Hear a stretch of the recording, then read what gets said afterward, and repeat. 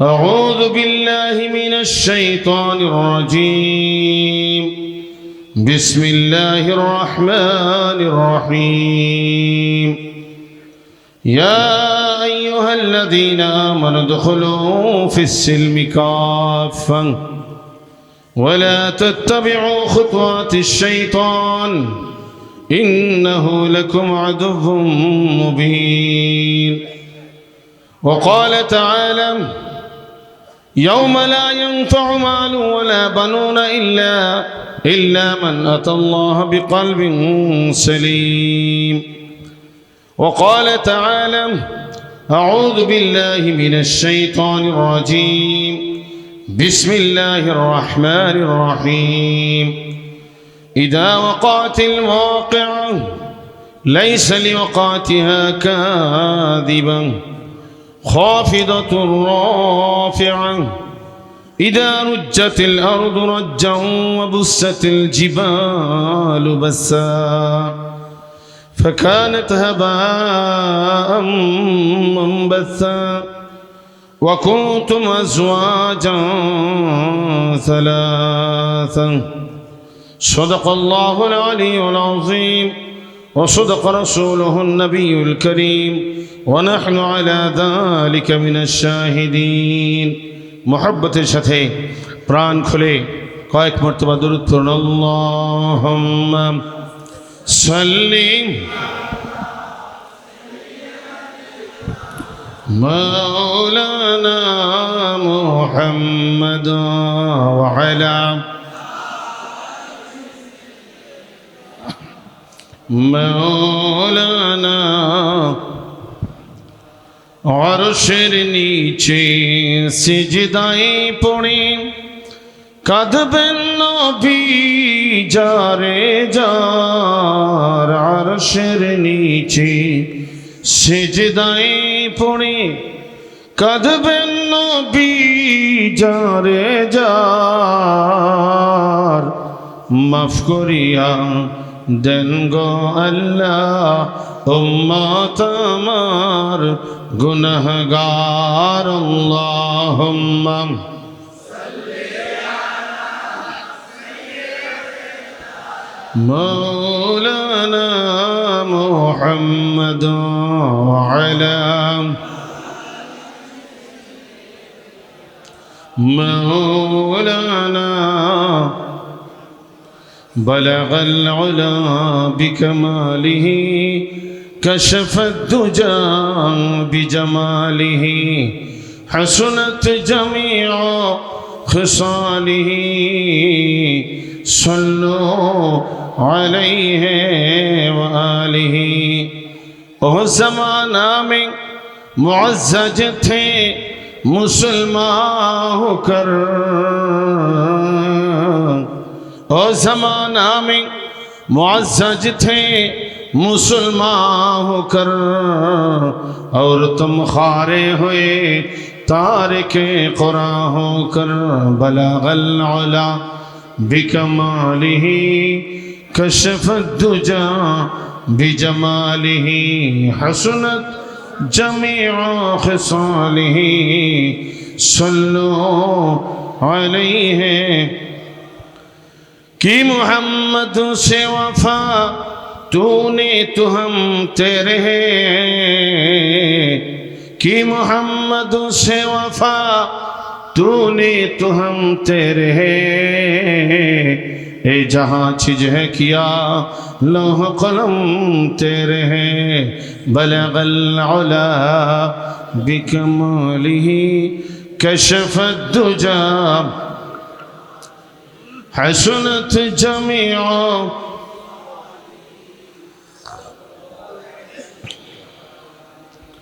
মুআজ্জাজ মুকাররম মুহতারাম জামানার শ্রেষ্ঠতম নায়েব রাসূল মাদ্দাজিল্লাহু আলাইনা সকলে বলুন আমিন। আল্লাহুম্মা আমিন। উপস্থিত আছেন দুদল দরবার শরীফের সম্মানিত পীর সাহেব কেবলা, উপস্থিত রয়েছেন বাংলাদেশের বিভিন্ন জেলা থেকে আগত বিশিষ্ট ওলামা ইকরাম, কেন্দ্র প্রধান, কেন্দ্রের দায়িত্বশীল এবং অন্যান্য শিক্ষার্থীবৃন্দ, সর্বস্তরে দিনী ভাইয়েরা, সবার প্রতি আমার আন্তরিক সালাম। আসসালামু আলাইকুম ওয়া রাহমাতুল্লাহ।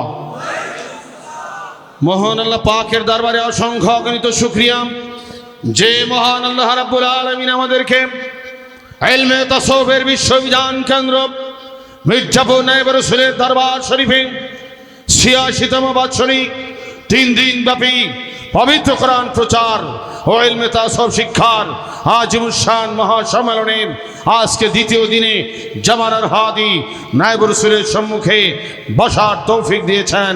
এই জন্য প্রাণ খুলে জবান ছেড়ে দিয়ে সকলে বলে আলহামদুলিল্লাহ। আর জোরে হবে আলহামদুলিল্লাহ। যে সমস্ত ভাইরা দাঁড়িয়ে আছেন আপনারা অনুগ্রহপূর্বক বসে পড়ুন। সুন্দর বসার জায়গা রয়েছে এবং ভিতরে খালি জায়গাগুলো পূরণ করে সবাই বসে পড়ুন। হাঁটাচলা যারা আছেন আপনারা হাঁটাচলা না করে মাহফিলের আদব রক্ষার্থে, মাহফিলের পরিবেশ সুন্দর করার উদ্দেশ্যে আপনারা সকলেই প্যান্ডেলের ভিতরে এসে বসে পড়ুন। প্যান্ডেল অনেকটা এখানে ভরপুর হয়ে গেছে। আরও যারা দাঁড়িয়ে আছেন আপনারা বসলে প্যান্ডেলের সৌন্দর্য কমবে না বাড়বে? সৌন্দর্য বেড়ে যাবে। তাই সবার প্রতি দৃষ্টি আকর্ষণ করছে, আপনারা মাহফিল প্যান্ডেলে এসে বসে পড়ুন। জামানার হাদি উপস্থিত রয়েছেন, বিশিষ্ট ব্যক্তিবর্গ রয়েছেন, সুধীমণ্ডলী উপস্থিত রয়েছেন এবং মাহফিলের সৌন্দর্য রক্ষার জন্য সবার প্রতি বিশেষ আহ্বান, আপনারা চলে আসুন, মাহফিলে বসুন এবং অল্প সময়, আমাদের মাহফিল গভীর রাত পর্যন্ত হবে না, আমাদের সংক্ষিপ্ত সময়ের মাহফিল শ্রবণ করুন, আখিরাতের মুক্তির সম্বল সংগ্রহ করুন। আল্লাহ সকলকে তৌফিক দান করুন, বলি আমিন। আর জোরে বলে আমিন। মোহতারাম হাজিরিন, দুনিয়া অস্থায়ী, কথা ঠিক কিনা? কেউ দুনিয়াতে আমরা চিরদিন থাকবো? কারো থাকার সাধ্য আছে? তাই কবি বলতেছেন, মৌত জিস দিন আ গই দুনিয়া কি দৌলত क्या हुई, रूह तन से उड़ गई मुर्दा की हालत क्या हुई, कैसे कैसे ताजदारम बादशाह चल गई, ओ खजाना बालखाना शान शौकत क्या हुई। कवि बोलছেন मौत যেদিন চলে আসবে, দুনিয়ার ধন সম্পদ তোমার কি হবে, টাকা পয়সা বাড়ি ঘর কোনো কিছুই তোমার সঙ্গে যাবে না, কথা ঠিক না? আইসো একা যাইব একা, পড়েন, আইসো একা যাইব একা, সঙ্গে কিছু যাবে না, কথা ঠিক না? আইসো একা যাইব একা, সঙ্গে কিছু যাবে না, সঙ্গে যাবে পূর্ণাঙ্গ দিন, কথা ঠিক না? সঙ্গে যাবে পূর্ণাঙ্গ দিন, কেন তুমি শিখো না, কেন তুমি শিখো না। কাজেই পূর্ণাঙ্গ দিন শিখে কবরের সম্বল নিয়ে আমরা কবরে যেতে চাই। সবাই রাজি কিনা ইনশাল্লাহ? হাত তুলে দেখায় কারা কারা রাজি। আল্লাহ তৌফিক দান করুন, বলি আমিন। সেই পূর্ণাঙ্গ দিনের মাহফিল, এই পূর্ণাঙ্গ দিনকে হৃদয়ঙ্গম করার জন্য, পূর্ণাঙ্গ দিনের শিক্ষা আমলে নিজেকে ধন্য করার জন্য মহান আল্লাহ রাব্বুল আলামিন কালামে পাকের ভিতরে যেই শিক্ষা রেখেছেন, যেই বিষয়বস্তু রেখে দিয়েছেন, সেই বিষয়বস্তুর উপরে সংক্ষিপ্ত পরিসরে আপনাদের সম্মুখে নায়েব রাসূলের নির্দেশ ক্রমে সংক্ষিপ্ত তাফসীর পেশ করতে চাই। আল্লাহ রাব্বুল আলামিন তৌফিক এনায়েত করুন, সকলে বলে আমিন। দুনিয়া প্রলয় হবে, দুনিয়া শেষ হয়ে যাবে, একদিন আপনি আমি কেউ থাকবো না, থাকবো? সেই প্রলয়কে বলা হয় কিয়ামত। কি বলা হয়? কিয়ামত। সেই কিয়ামতের আলোচনা কোরআনুল কারীমের ভিতরে আল্লাহ রাব্বুল আলামিন অসংখ্য জায়গায় করেছেন। যেই আলোচনাগুলো শ্রবণ করে সাহাবায়ে কেরাম ভয় পেয়েছেন, এমনকি স্বয়ং বিশ্বনবী করিম সাল্লাল্লাহু আলাইহি ওয়াসাল্লাম কিয়ামতের চিন্তায় বার্ধক্যে পরিণত হয়ে গিয়েছিলেন। বলে সুবহানাল্লাহ। কিয়ামতের চিন্তা, পরজগতের চিন্তা নবীর চেহারার ভিতরে ছাপ পেরে ফেলে দিয়েছিলাম। তাই হাদিসের ভিতরে পাওয়া যায়, অনেক সময় আল্লাহ রাসূল সাল্লাল্লাহু আলাইহি ওয়াসাল্লামকে সাহাবায়ে কেরাম প্রশ্ন করেছেন, ও আল্লাহর হাবিব, আপনি অল্প বয়সে কেন বার্ধক্যে পরিণত হয়ে যাচ্ছেন, এর কারণ কি? নবীজি বলছেন, আমার সাহাবারা, কোরআনুল কারীমের ভিতরে এমন কতগুলো সূরা আছে যেই সূরাগুলো আমাকে বার্ধক্যে পরিণত করে দিয়েছে। সাহাবায়ে কেরাম আরজ করেছেন, ইয়া রাসূলুল্লাহ, সেই সূরাগুলো কি, আর কি আছে এর ভেতরে? আল্লাহু আকবার। সাহাবাদের প্রশ্নের জবাবে নবীজি বলছেন, আমার সাহাবারা, কোরআন শরীফের ভিতরে সূরা নাবা, সূরা হুদ, সূরা ওয়াকিয়া, এই সমস্ত সূরা আছে যেই সূরাগুলোর মধ্যে আল্লাহ রাব্বুল আলামিন মৃত্যুর কথা, কবরের কথা, পরকালের কথা, বেহেশত দোজখের বর্ণনা এবং কিয়ামত দিবসের ভয়াবহ চিত্র তুলে ধরেছেন। সেই ভয়াবহ কিয়ামতের চিন্তা করে করে আমি বিশ্বনবী বার্ধক্যে পরিণত হয়ে গেছি। সুবহানাল্লাহ। নবীর কোনো চিন্তা আছে? নবীদের কোনো গুনাহ আছে? নবীরা মাসুম, নিষ্পাপ। এরপরেও নবী কেন চিন্তা করতেন? তাফসীরের ভিতরে এসেছে, আল্লাহ রসুল ছিলেন উম্মতের দরদি নবী। সুবহানাল্লাহ। রোজ হাসরে কঠিন দিনে নফসি সবাই বলিবে, শুধু মুদের নবী সিজদায় পড়ে উম্মত বলে কান্দিবেন। আল্লাহুম্মা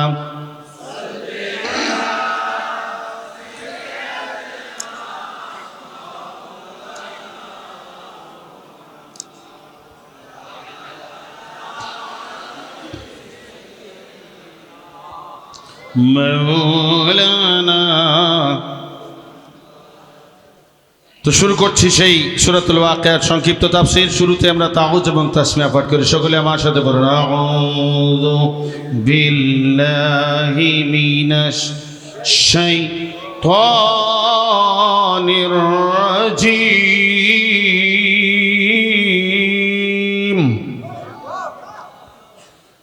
বিসমিল্লাহির রাহমানির রাহিম।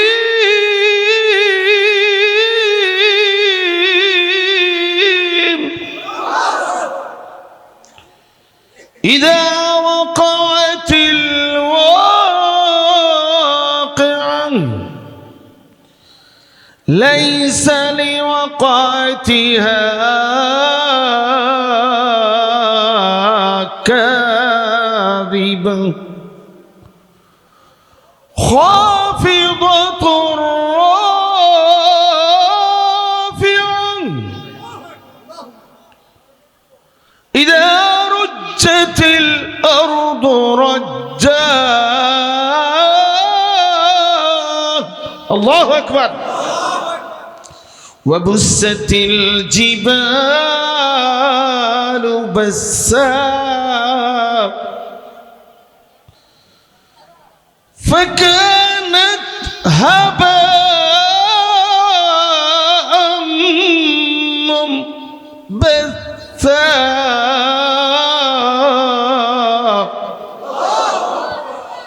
মহান আল্লাহ রাব্বুল আলামিন সূরাতুল ওয়াকিয়ার ভেতরে ঘোষণা করছেন, ভীষণ কিয়ামতের ঘটনা যখন ঘটবে, কিয়ামতের ঘটনাকে অন্য জায়গায় আল্লাহ রাব্বুল আলামিন নিজেই ভীষণ ঘটনা বলেছেন। এটা কি সাধারণ ঘটনা না ভীষণ ঘটনা? ভীষণ কিয়ামতের ঘটনা। এমন বর্ণনা হাদিসের ভিতরে রয়েছে, যখন কিয়ামত ঘটবে তখন মানুষ ভয়ে ভীত সন্ত্রস্ত হবে, এমনকি জঙ্গলের প্রাণীগুলো ভয়ে ভীত সন্ত্রস্ত হয়ে মানুষের কাছাকাছি চলে আসবে। বলেন আল্লাহু আকবার। আল্লাহ রাব্বুল আলামিন বলছেন, সেই কিয়ামতের ঘটনা তোমাদের সামনে আছে। এখনো দুনিয়ার বুকে কিয়ামত অস্বীকারী রয়েছে, আছে কিনা? নবীর জামানায় ছিল কিয়ামত অস্বীকারী, কিয়ামত পর্যন্ত থাকবে সেই কিয়ামত অস্বীকারী।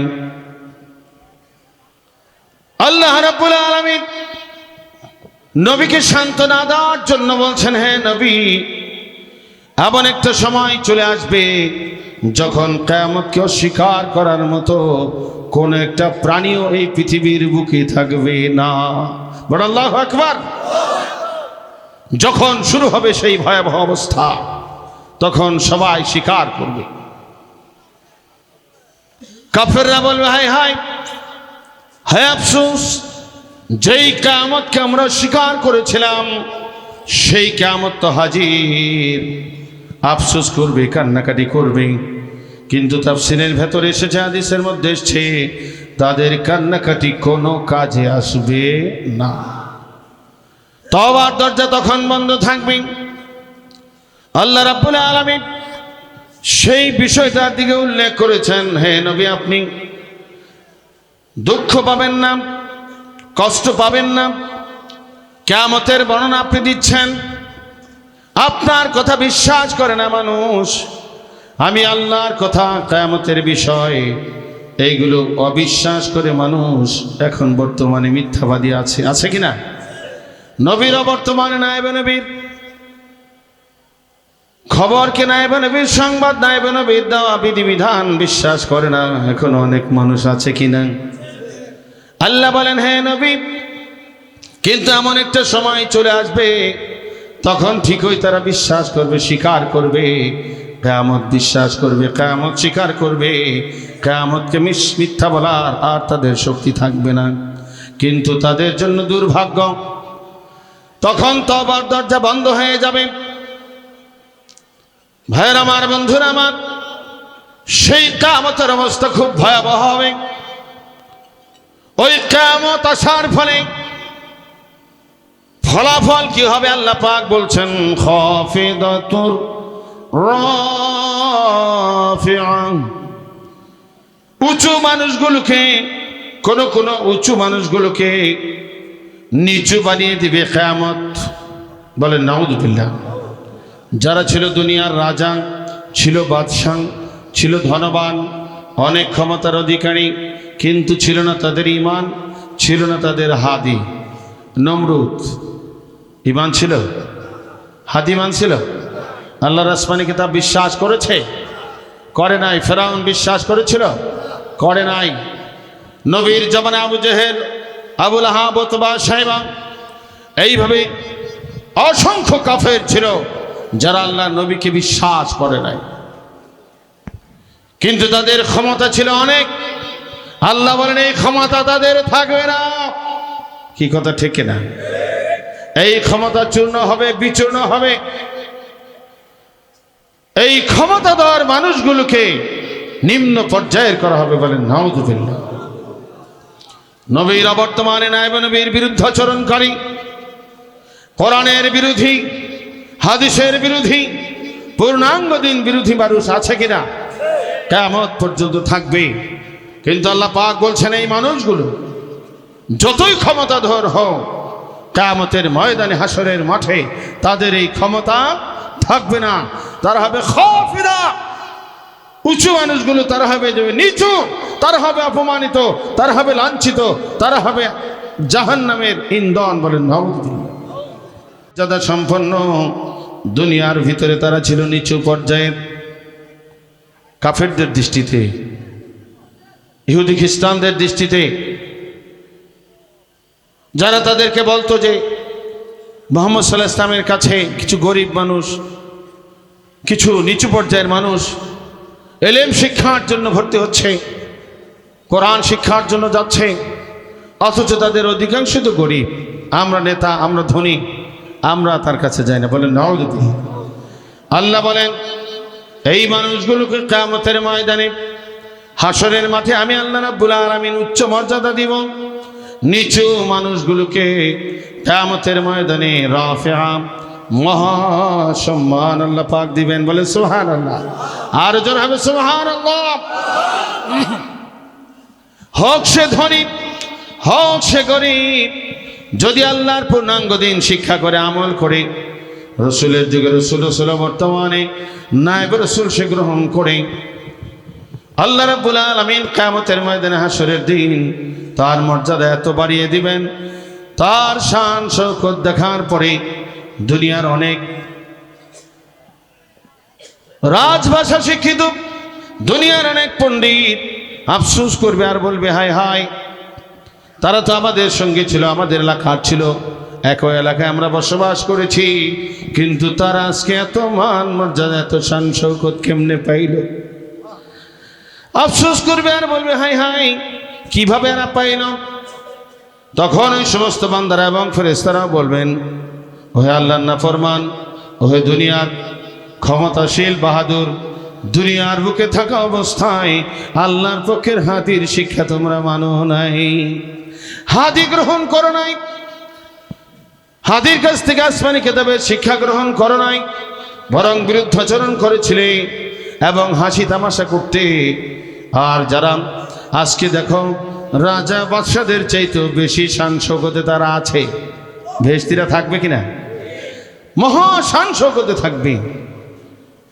ফেরেশতারা বলবেন এরা দুনিয়ার বুকে থাকা অবস্থায় রসুলের যুগে রসুল বর্তমানে নায়েব রসুল গ্রহণ করেছিল, নায়েব রসুলের ইত্তেবা অনুসরণের মাধ্যমে আসমানি কিতাবের শিক্ষা পূর্ণাঙ্গ দিন তারা শিখেছিল, অল্প আমল করেছিল, জারি কায়েমের জন্য জান মাল দিয়ে তারা চেষ্টা সাধনা সংগ্রাম করেছিল। এর বদৌলতে আল্লাহ রাব্বুল আলামিন তার ওয়াদা অঙ্গীকার অনুযায়ী জান্নাতের ফয়সালা আল্লাহ রাব্বুল আলামিন করেছিলেন। জান্নাতের ওয়াদা কি করেছেন? আল্লাহ পাক জান্নাতের ওয়াদা করেছিলেন মুত্তাকিদের জন্য, সেই জান্নাতি হিসেবে আজকে তাদেরকে সম্মান দেওয়া হয়েছে। সুবহানাল্লাহ। তখন তাদের আফসোস আরো বেড়ে যাবে। জবানার হাদিস জবান থেকে আমরা শ্রবণ করেছি, কিয়ামতের ময়দানে ওই নাফরমান বান্দাগুলো কান্নাকাটি শুরু করবে, তাদের চোখের পানি এক পর্যায়ে শেষ হয়ে যাবে। নাফরমান বান্দাদের, দোজখী বান্দাদের চোখের পানিতে হাসরের ময়দান প্লাবিত হয়ে যাবে। হাদিসের মধ্যে এসেছে, তাফসীরের ভিতর লেখা আছে, ওই হাসরের ময়দান এমন ভাবে প্লাবিত হবে বড় বড় নৌকা চালাইলেও চলবে। বলে নাউযুবিল্লাহ। এক পর্যায়ে দোজখীদের চোখের পানি শেষ হবে, চোখের থেকে রক্ত ঝরতে থাকবে, কিন্তু আল্লাহ রাব্বুল আলামিনের রাগ গোসা ঠান্ডা হবে না। আল্লাহ পাকের রাগ গোসার নজরে ওই জাহান্নামী মানুষগুলো হাসরের ময়দানে ফুলতে থাকবে, ফুলতে ফুলতে তাদের শরীরের চামড়াটা এত মোটা হবে, ইসনাতানে ওয়ার বাউনা দিরা, শরীরের চামড়াটাই হয়ে যাবে 42 গজ পুরো। জোরে জোরে বলেন নাউযুবিল্লাহ। কত গজ পুরো হবে? 42 গজ পুরো হবে জাহান্নামী মানুষগুলোর শরীরের চামড়া। ওয়াইন্না মাজলিসাহুম মা বাইনা মক্কা ওয়াল মাদিনা, হাদিস শরীফে আল্লাহ রাসূল ঘোষণা করেছেন তাদের বসার জায়গা তাদের কবরের এক পাশ থেকে আরেক পাশ মক্কা শরীফ এবং মদিনা শরীফের দূরত্ব অর্থাৎ 270 মাইল দূরত্ব হবে। বলেন নাউযুবিল্লাহ। আর জোর হবে নাউযুবিল্লাহ। এত মোটা হয়ে যাবে এক একটা মানুষ, এবং তাদের দাঁতগুলো হবে, এক একটা দাঁত হবে উহুদ পাহাড়ের মতো বড়। জোরে বলেন নাউযুবিল্লাহ। বিশাল আকারের দেহ হবে। এই বিশাল আকারের দেহ তৈরি করার পিছনে আল্লাহ রাব্বুল আলামিনের উদ্দেশ্য থাকবে। উদ্দেশ্য আছে কিনা? আল্লাহ পাকের উদ্দেশ্য হচ্ছে জাহান্নামের এক একজন ফেরেশতা এত বড়, কপালের মধ্যখানের জায়গাটা হলো 100 বছরের রাস্তা। সুবহানাল্লাহ। বিশাল দেহের অধিকারী ওই ফেরেশতার কাছে 3.5 হাত মানুষ একটা পিঁপড়ার মতো নয়। এই জন্য জাহান্নামী মানুষগুলোকে যেন শাস্তি প্রদান বেশি করতে পারেন, এই কারণে আল্লাহ রাব্বুল আলামিন ওই জাহান্নামী মানুষগুলোর দেহটাকে এত মোটা করে দিবেন যাতে ফেরেশতারা 4 রকম শাস্তি দিতে পারে। বলে নাউযুবিল্লাহ। বিশাল আগুনের ভিতরে একটা টুকরা কাগজ ফেলে দিলে সঙ্গে সঙ্গে বা কিছুক্ষণের মধ্যেই কি হয়ে যায়? পুড়ে যায়, ছাই হয়ে যায়। বিশাল একটা গাছ যদি আগুনের ভিতরে ফেলানো হয়, ধরতে ধরতে তো একটু সময় লাগে। এই জন্য বিশাল দেহের অধিকারী দোজখে মানুষগুলোকে আল্লাহ বানাবেন, এই মানুষগুলোকে যেন ঠিকভাবে শাস্তি প্রদান করা যায়, দোজখের আগুন যেন তাদেরকে বেশি করে জ্বালাতে পারে, শাস্তি যেন খুব কঠোর হয়। এই জন্য আল্লাহ রাব্বুল আলামিন বিশাল দেহের অধিকারী করবেন, বলেন নাউযুবিল্লাহ। এরপরে দোজখে মানুষগুলোকে কিয়ামতের ময়দানে শরীরের ভিতরে গন্ধক লাগায় দেওয়া হবে। গন্ধক লাগায় আল্লাহ বলবেন তাদের পায়ের দিক থেকে আগুন ধরায় দাও, তাদের পায়ের দিক থেকে আগুন ধরায় দেওয়া হবে। মুহূর্তের ভিতরে 70 বছর রাস্তা উপর দিকে আগুন চলে যাবে, বলেন নাউযুবিল্লাহ। এই শাস্তি কিয়ামতের ময়দানেই হবে। দোজখের ভীষণ শাস্তি সেটা তো পরবর্তীতে আছে। এইভাবে ভীষণ শাস্তির ব্যবস্থা আল্লাহ রাব্বুল আলামিন হাসরের ময়দানে জাহান্নামী মানুষগুলোর জন্য রেখে দিয়েছেন, বলেন নাউযুবিল্লাহ। আরো জোরে হবে নাউযুবিল্লাহ। জাহান্নাম থেকে আমরা বাঁচতে চাই, চাই কিনা সবাই? আল্লাহ আমাদেরকে জাহান্নাম থেকে মুক্তি দান করুন, সকলে বলে আমিন। আরো জোরে বলে আমিন। জিকির করুন সুবহানাল্লাহ ওয়াল হামদ।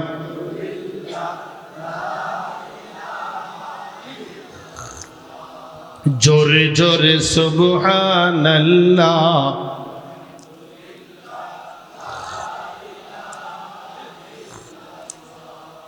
সুবহানাল্লাহ ওয়াল হামদ।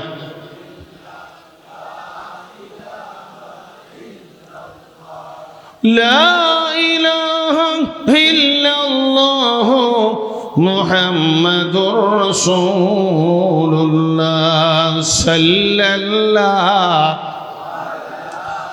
মুহাম্মাদুর সাল্লাল্লাহু আলাইহি সাল্লাল্লাহু সাল্লাল্লাহু। हम तुम्हारे बाकरम हैं, कोई साइल ही नहीं, रह दिखलाए कसे रह रुवे मंजिल ही नहीं। सल्लल्लाहु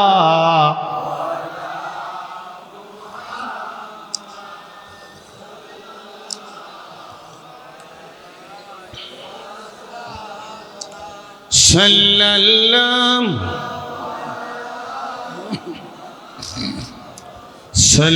सल्लल्लाहु। इज़ा रुज्जतिल अर्दु रज्जा। আল্লাহ পাক বলেন যখন এই পৃথিবী ভীষণ ভাবে কম্পন হবে, ভীষণ কম্পন আল্লাহ নিজেই বলছেন। আর এই কম্পনের কারণে পাহাড়গুলো কেমন হবে? وبست الجبال بسا। পাহাড়গুলো চূর্ণ বিচূর্ণ হয়ে যাবে পৃথিবীর কম্পনের কারণে। ইসরাফিল ইসলামের সিংহার ফুৎকারের আওয়াজে পৃথিবী কম্পন হবে, পাহাড় চূর্ণ বিচূর্ণ হবে। ফাকানাত হাবাম মুনবাসা। ওই পাহাড়গুলো চূর্ণ বিচূর্ণ হয়ে ধুলা বালির সাথে মিশে যাবে। কোন কোন পাহাড় তুলার মতো উঠতে থাকবে। আল্লাহ রাব্বুল আলামিন এর মাধ্যমে বুঝিয়েছেন, হে দুনিয়ার মানুষ, পাহাড় যদি উড়ে যায়, ধুলার সাথে মিশে যায়, ধুলার মতো উড়ে যায়, তাহলে এই পৃথিবীর বুকে অন্য যা কিছু আছে, বাড়িঘর, দালান কোঠা, এগুলো ঠিক থাকবে? আমার প্রশ্ন বুঝছেন কিনা? পাহাড় উড়ে যাবে, চূর্ণ হবে, কিন্তু বাড়িঘর থাকবে, দালান থাকবে। এগুলো কি পাহাড়ের চেয়ে মজবুত না নরম? শক্ত না নরম? পাহাড়ের চেয়ে নরম, পাহাড়ের চেয়ে শক্ত। এগুলো হচ্ছে না, এগুলো নাই। যার জন্য আল্লাহ বুঝিয়েছেন পাহাড় চূর্ণ বিচূর্ণ হবে। অতএব হে দুনিয়ার মানুষ, সব বিলীন হবে পৃথিবীর বুকে যা আছে, ঘাসপালা, তরুলতা। এমনকি আল্লাহ পাক বলছেন চন্দ্র, সূর্য, গ্রহ, নক্ষত্র, আসমান, জমিন যা কিছু আছে, মানব, দানব, পশু পাখি, কীট পতঙ্গ এবং পৃথিবীর বুকে যত প্রাণী আছে, সব মরে সরখার হয়ে যাবে। বলেন সুবহানাল্লাহ। একমাত্র বাকি থাকবে আল্লাহ পাক বলছেন বাকি থাকবে শুধু তোমার সেই মহিমাময় রব্বুল আলামিন, আল্লাহ রব্বুল আলামিন। জোরে বলেন সুবহানাল্লাহ। বাকি থাকবেন কে? আরো জোরে বলতে হবে, বাকি কে থাকবেন? কুল্লু মান আলাইহা ফান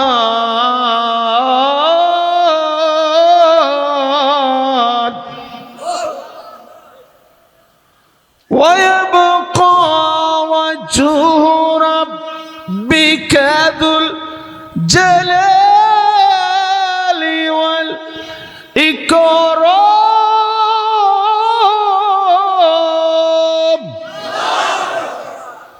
আল্লাহ পাক বলছেন এই পৃথিবীর বুকে যা আছে সব ধ্বংস হয়ে যাবে, সব বিলীন হয়ে যাবে, সব ফানা হয়ে যাবে, একমাত্র বাকি থাকবেন তোমার মহিমাময় সেই আল্লাহ। জোরে বলুন আল্লাহু আকবার। আর জোরে হবে আল্লাহু আকবার। আল্লাহ ছাড়া সব ধ্বংস হয়ে যাবে, একমাত্র বাকি থাকবেন সেই মহান আল্লাহ রাব্বুল আলামিন। আল্লাহ রাব্বুল আলামিন তখন এক পর্যায়ে হুকুম দিবেন, এই পৃথিবী 40টা পৃথিবীর সমান একটা মাঠ তৈরি করার জন্য আল্লাহ রাব্বুল আলামিন যখন বলবেন 40টা পৃথিবীর সমান মাঠ হও, হইতে দেরি হবে? হইতে কি দেরি হয়? ইযা আরাদা শাইআন আন ইয়াকুলা লাহু কুন ফায়াকুন। আল্লাহু আকবার। আল্লাহ রাব্বুল আলামিন যখন কোনো কিছু সৃষ্টি করতে ইচ্ছা করেন তখন আল্লাহর কাজ হলো এতটুকু, তিনি শুধু বলেন কুন, হও, ফায়াকুন, সাথে সাথে হয়ে যায়। সুবহানাল্লাহ। আর জোরে হবে সুবহানাল্লাহ।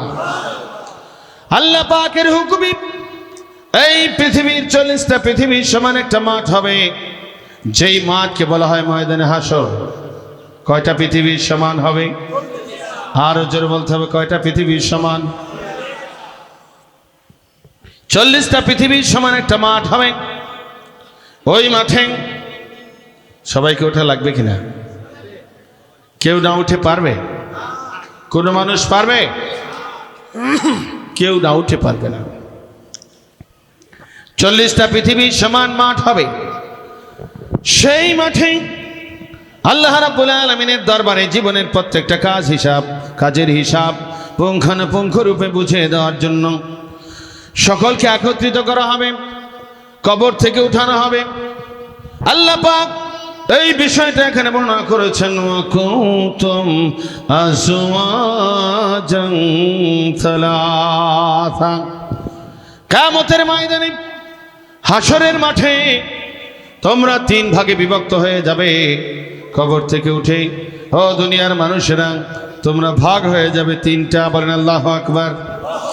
দুনিয়াতে মানুষ একত্রে থাকে কি না? ভালো মানুষ, খারাপ মানুষ, নেককার বান্দা, বদকার বান্দা একসঙ্গে চলাফেরা করে কিনা? কিন্তু কিয়ামত আল্লাহ পাক একত্রিত রাখবেন না, ভাগ করে দিবেন। বলেন আল্লাহু আকবার। অন্যত্র আল্লাহ পাক বলছেন, ওয়ামতাজুল ইয়াওমা আইয়ুহাল মুজরিমুন। আল্লাহ পাক ঘোষণার মাধ্যমেই বলে দিবেন, ওহে পাপিষ্ঠরা, ওহে জাহান্নামী মানুষরা, ওহে নাফরমানেরা, যারা আমার বিধান পালন করো নাই, আমার পক্ষে হাদির নির্দেশ মানো নাই, হাদির বিধিবিধান মানো নাই, হাদির ইত্তেবা অনুসরণ করো নাই, অর্থাৎ রসুলের যুগে রসুলের অনুসরণ করো নাই। রসুলের বর্তমানে কে? রসুলের বর্তমানে নায়েব রসুলের ইত্তেবা অনুসরণ করো নাই। তারা ছিলেন রসুল, নায়েব রসুল, আল্লাহর পক্ষের হাদি। কার পক্ষের হাদি? আল্লাহর পক্ষের হাদি, হেদায়েত প্রদানকারী, হেদায়েত দেখানোওয়ালা, পথ প্রদর্শনকারী। যারা তাদের কথাও মানো নাই, আমি আল্লাহর বিধিবিধানও মানো নাই, ছটাই হয়ে যাম, আলাদা হয়ে যাম। আমতাজুল ইয়াওমা আইয়ুহাল মুজরিমুন। বলেন আল্লাহু আকবার। ছটাই হও, ভাগ হও, আলাদা হয়ে যা, পৃথক হয়ে যা। বলেন নাউযুবিল্লাহ। ভাগ হয়ে যাবে। ভালো মন্দ তখন সব বোঝা যাবে, যাবে কি না? সব বোঝা যাবে কে জান্নাতি কে জাহান্নামী। তাই ভাবে আল্লাহ রাব্বুল আলামিন আয়াতে কারিমার ভিতরে বলছেন তোমরা তিনটা ভাগে ভাগ হয়ে যাবে। অকুতুম আজওয়াজান সালাসা, তিন দলে ভাগ হয়ে যাবে তোমরা। তিনটা ভাগ হবে, এর ভিতরে একটা ভাগ হবে ডানপন্থী। নেককারদেরকে আল্লাহ ডানপন্থী বলছেন, আলহামদুলিল্লাহ। আমল নামা ডান হাতে পাবে। কোন হাতে? আরো জোরে, কোন হাতে পাবে? ডান হাতে আমল নামা পাবে। আমরা ডান হাতে আমল নামা পাইতে চাই। যারা নেককার তারা কোন হাতে আমল নামা পাবে? সবাই ডান হাত উঁচু করি, বলেন আলহামদুলিল্লাহ। আল্লাহ আমাদেরকে ডান হাতে আমল নামা পাওয়ার তৌফিক দান করুন, বলি আমিন। আর জোরে আমিন। আল্লাহ পাক বলছেন তিন ভাগের এক ভাগ হচ্ছে ফাসহাবুল মাইমানাতি মা আসহাবুল মাইমানা।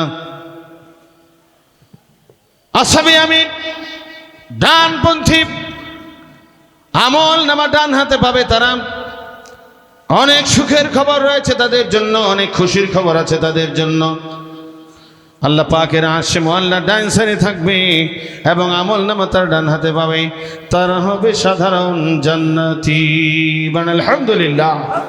আর জোরে আলহামদুলিল্লাহ। আরেকটা দল আল্লাহ পাক বলেন ওয়াসহাবুল মাশআমাতি মা আসহাবুল মাশআমা। কতই না দুর্ভাগা, কতই না হতভাগা, কতই না কপাল পোড়া তারা, যারা হবে আসহাবে মাশআমা, যারা হবে আসহাবে শিমাল, বামপন্থী। আমল নামা বাম হাতে পাবে, আরশে মুআল্লার বাম সাইডে থাকবে। তারা হবে জাহান্নামী, তারা হবে দোজখী, তারা হবে কপাল পোড়া, তারা হবে নাফরমান। বলেন নাউযুবিল্লাহ।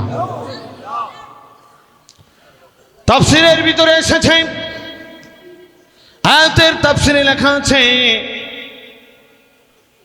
ওই নাফরমান বান্দাগুলো কত যে অপমানিত হবে, কত যে দুঃখ পাবে, কত যে কষ্ট পাবে, কত যে শাস্তি ভোগ করবে। দুনিয়ার বুকে বসে কেউ এদের পরিপূর্ণ শাস্তির বর্ণনা ভাষায় প্রকাশ করতে পারে না। বলে নাউযুবিল্লাহ। কাজে আমরা জাহান্নাম থেকে, দোজখ থেকে আমরা বাঁচতে চাই, চাই কিনা? আল্লাহ আমাদেরকে হেফাজত করুন, বলে আমিন। জাহান্নাম থেকে মুক্তি দান করুন, আরো জোরে বলে আমিন। এইবার দেখেন আল্লাহ পাক বলছেন আর একটা সুসংবাদ। আল্লাহ রাব্বুল আলামিন এইবার আরেকটা দলের কথা বলতেছেন। দুই দলের বর্ণনা গেল, ডানপন্থী বামপন্থী। আরেক দলকে আল্লাহ পাক বলছেন সাবিকুন সাবিকুন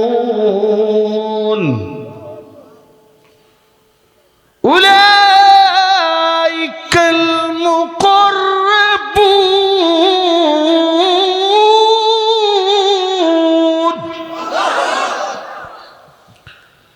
আর যারা দুনিয়ার বুকে আল্লাহর দ্বীন শিক্ষা আমলের ব্যাপারে অগ্রগামী ছিল, প্রতিযোগী ছিল, আল্লাহ পাক বলছেন কিয়ামতের ময়দানে আমি আল্লাহ রাব্বুল আলামিন আমার ওই প্রিয় বান্দাগুলোকে তারা স্থান পেয়ে যাবে। সুবহানাল্লাহ। কিন্তু শর্ত হচ্ছে, তাফসীরের ভিতরে এসেছে আল্লাহর পরিপূর্ণ দ্বীন শিক্ষার ব্যাপারে, রুহানি, জিসমানি এবং মালি বন্দেগী, তিন বন্দেগীর ব্যাপারে তাদের মনে থাকবে প্রতিযোগিতা। আল্লাহু আকবার। কি থাকতে হবে? প্রতিযোগিতা থাকতে হবে, যে আমি আগে আয়েশা নায়েবে রাসূলের সামনে বসব, এইরকম মনোভাব থাকা লাগবে কিনা? মাহফিলে আমি আগের দিন আসার চেষ্টা করব, এইরকম মনোভাব নিয়ে যারা পূর্ণাঙ্গ দিন শিক্ষা আমলের ব্যাপারে প্রতিযোগিতা করবে, আল্লাহ পাক বলেন এই প্রতিযোগীদেরকে আমি মহান রব্বুল আলামিন আমার আরশে মুআল্লার সামনে বসাবো। তারা হবে আমার নৈকট্য প্রাপ্ত বান্দা। সুবহানাল্লাহ। ফি জান্নাতিন নাঈম।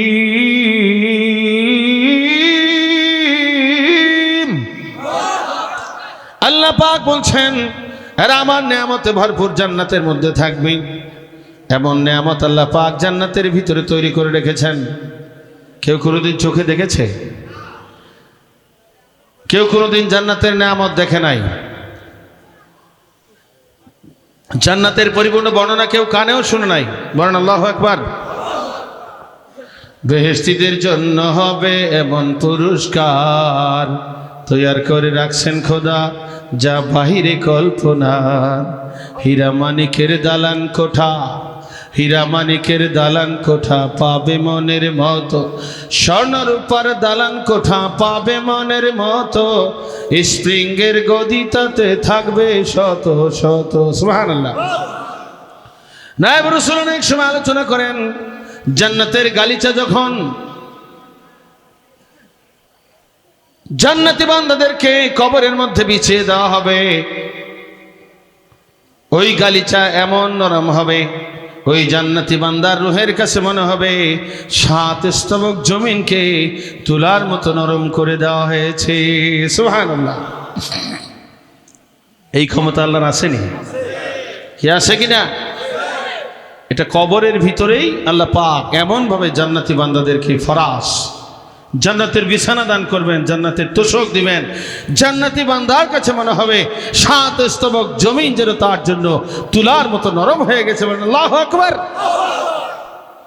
এই জন্য কবি বলছেন স্প্রিংয়ের গদিটাতে থাকবে শত শত, ফল বৃক্ষ ডাল ঝুকাবে ফল ডালেরই তরে, বেহেশতীরা খাইবে সে ফল তৃপ্তি সহকারে।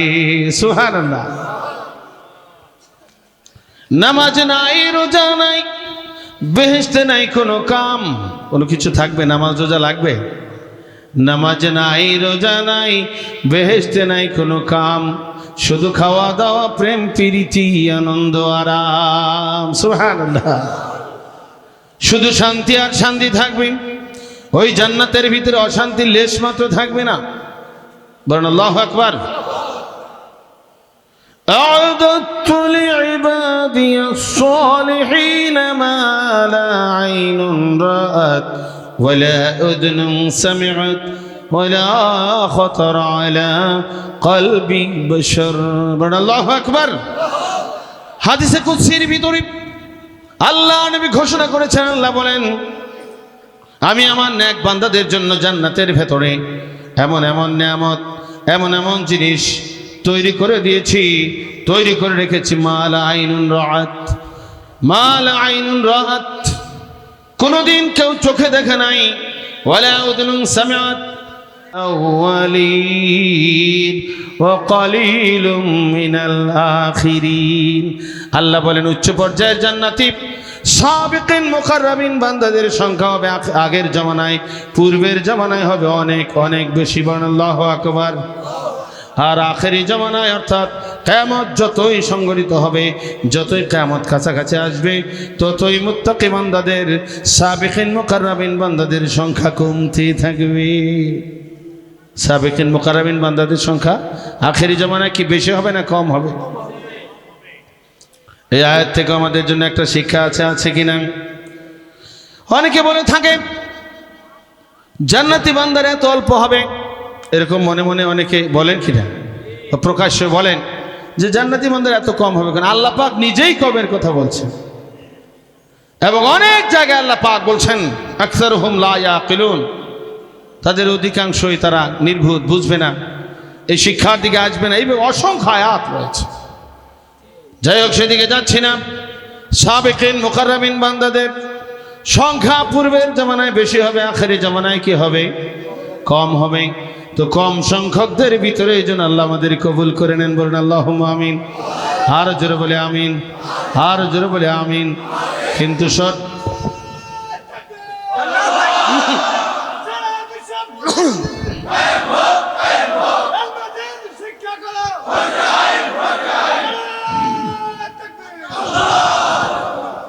আল্লাহ রাব্বুল আলামিন একটা শর্ত দিয়েছেন, সেই শর্তটা হচ্ছে তারা প্রতিযোগিতামূলক কাজ করতে হবে। আল্লাহর দ্বীন শিক্ষার ব্যাপারে, আমলের ব্যাপারে, মালি বন্দেগীর ব্যাপারে প্রতিযোগিতা করতে হবে। প্রতিযোগিতার ব্যাপারে একটা বর্ণনা করতে চাই। সাহাবায়ে কেরামদের ভিতরে প্রতিযোগী মনোভাব ছিল কিনা? সাহাবায়ে কেরামদের সেই মনোভাব আমাদের অন্তরে আনা লাগবে কিনা? সাহাবা একরামদের আল্লাহ রসুলের তরিকা এবং সাহাবাদের তরিকা অনুসরণে যারা চলবে তারাই হবে একদল, তারাই হবে জান্নাতি। বলেন আলহামদুলিল্লাহ। সাহাবা একরামদের ভিতরে রুহানি বন্দেগীর প্রতিযোগিতা ছিল, জিসমানি বন্দেগীর প্রতিযোগিতা ছিল, এমনকি মালি বন্দেগীর প্রতিযোগিতাও তারা করেছেন। সুবহানাল্লাহ। তাবুকের যুদ্ধে নবীজি যখন বললেন ভীষণ যুদ্ধ কাফেরদের বিরুদ্ধে, কাজেই মুসলমান যার যা সম্বল আছে তোমরা যুদ্ধের জন্য দান করো, যুদ্ধের বিশাল খরচ, এই ব্যাপারে তোমাদের যার যা আছে তোমরা তাই আমি আল্লাহ রসুলের দরবারে হাজির করে দাও। যার যার সাধ্য অনুযায়ী আল্লাহ রসুলের কাছে উপস্থিত করার কথা বললেন। তখন এক একজন সাহাবা তাদের উপস্থিত মাল থেকে বিভিন্নভাবে দান করেছেন। হযরত আবু বকর সিদ্দিক রাদিয়াল্লাহু তাআলা তিনি দান করেছেন। হযরত ওমর বাড়িতে গেলেন, দান করেছেন। বাড়িতে গিয়ে দেখেন 30,000 দিরহাম, 15,000 সংসারের জন্য রেখে 15,000 নবীর দরবারে দৌড় দিলেন। ভাবতেছিলেন আজকে আবু বকরের উপস্থিত টাকা পয়সা এখন বর্তমানে নাই, কিন্তু পিছনে অনেক দান উনি করেছেন। 12টা স্বর্ণের দোকান হযরত আবু বকর সিদ্দিক রাদিয়াল্লাহু তাআলা তিনি ধর্মের জন্য ওয়াকফ করেছেন। 300 খেজুরের বাগান। বলেন আল্লাহু আকবার।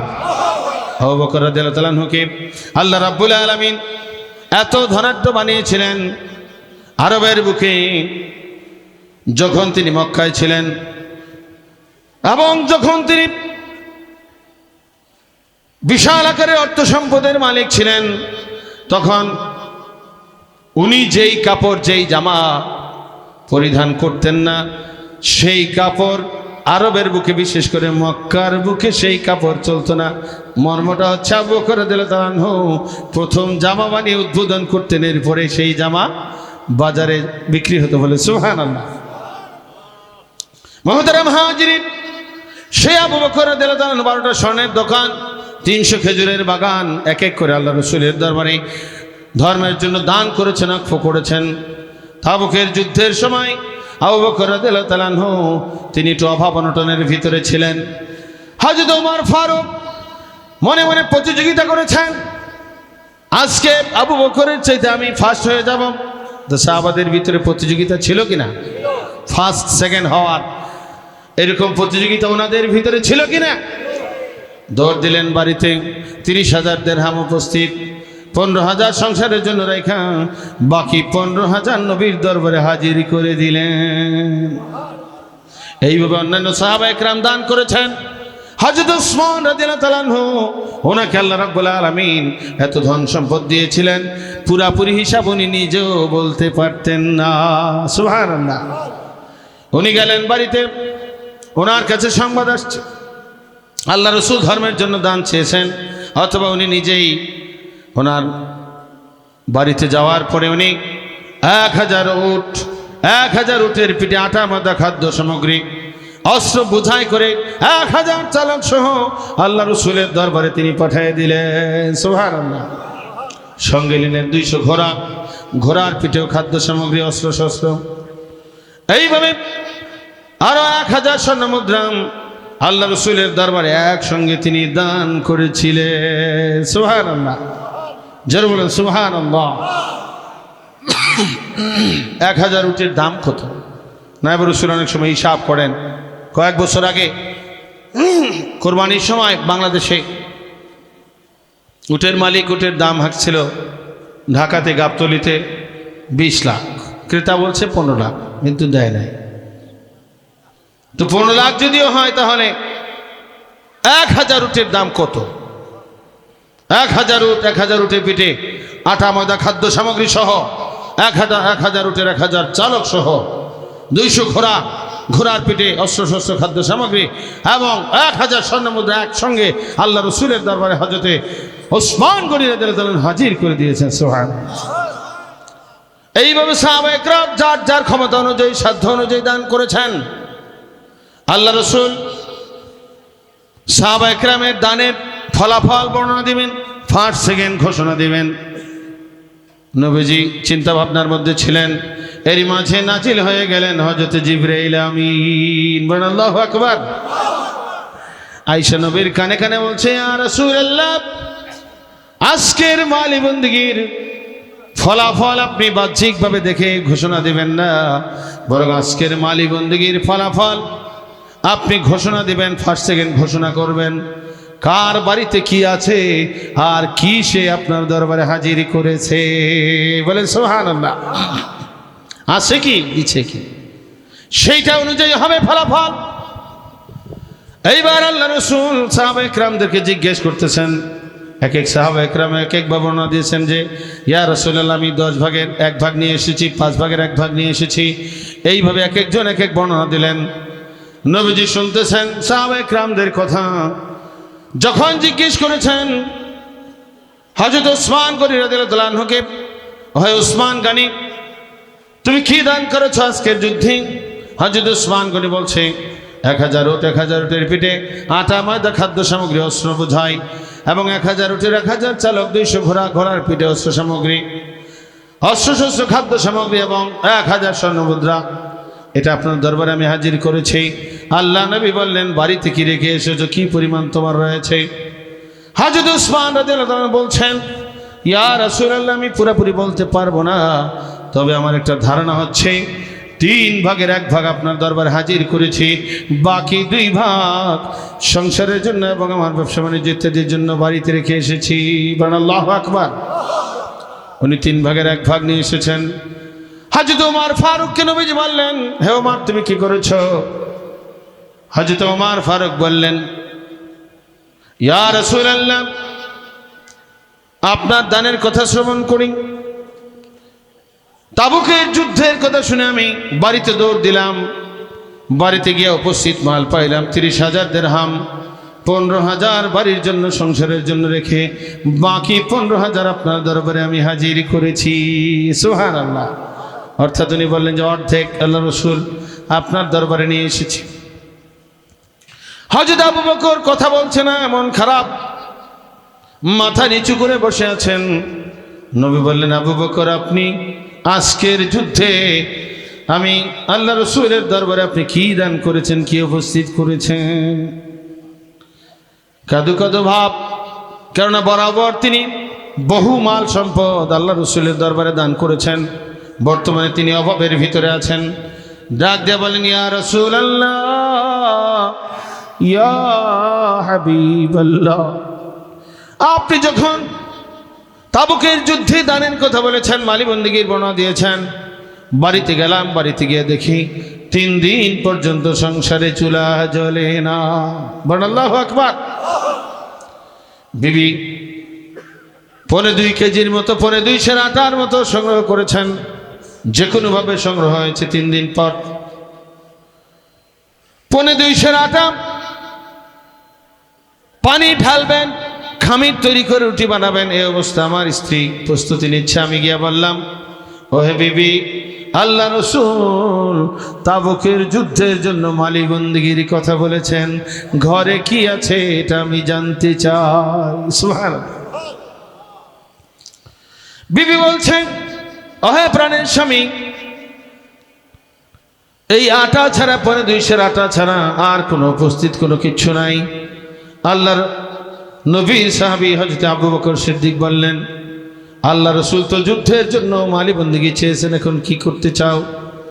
বিবি বললেন, রুমাল পাতেন, রুমালের ভিতরে, রুমালের উপরে 2.25 আটা দিলেন।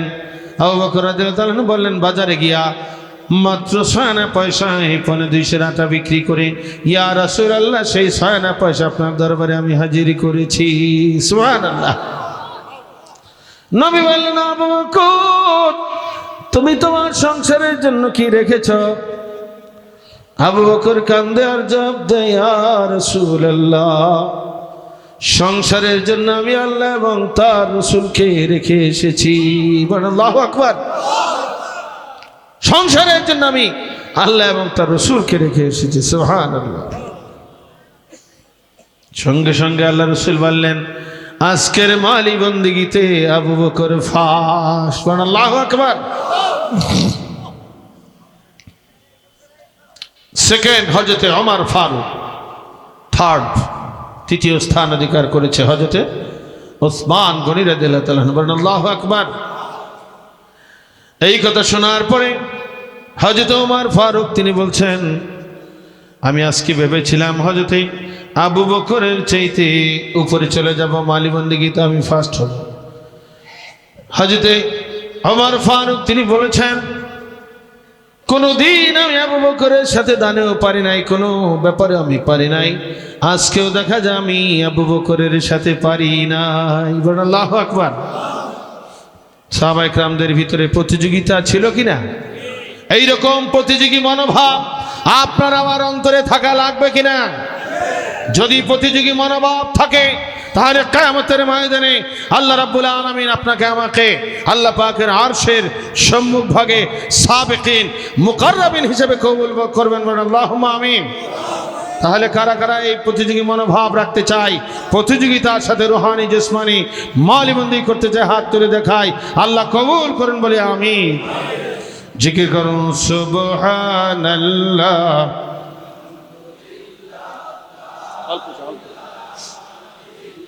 সামান্য গরম পানি। আলহামদুলিল্লাহ। জোরে জোরে সুবহ।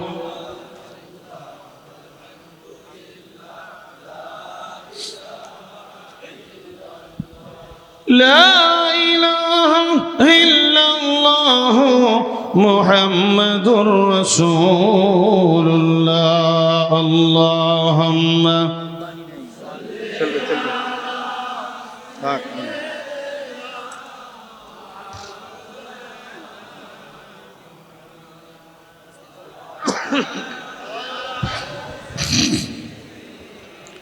মাওলানা ধনী থাকো গরিব থাকো, আজরাইল কাউকে সরবে না। ধনী থাকো গরিব, আজরাইল কাউকে সরবে না। কাফনের কাপড় পরতে হবে, কাফনের কাপড় যেতে হবে কবরে। আল্লাহুম্মা